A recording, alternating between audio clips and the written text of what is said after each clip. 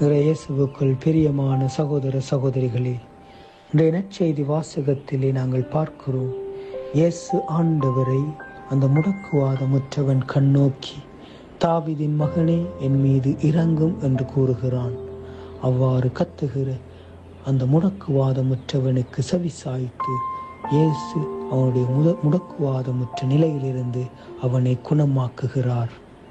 எங்களுடைய வாழ்க்கையிலும் நாங்கள் முடக்குவாதமுற்று காணப்படுகிறோம்.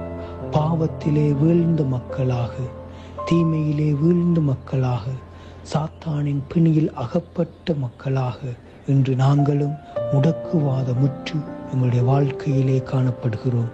ஆகவே இன்றைய நற்செய்தியினூடாக நாங்களும் எங்களுடைய பாவ நிலையை அறிந்து இயேசுவை கண்ணோக்கி இயேசுவை பார்த்து, தாவீதின் மகனே எங்கள் மீது இரங்கும் என்று கத்துகிற பொழுது நிச்சயமாக ஆண்டவர் எங்களை தொடுவார். எங்களுடைய கரங்களை பிடித்து தூக்கி எங்களுடைய முடக்குவாதமுற்ற நிலையிலிருந்து காப்பாற்றுவார்.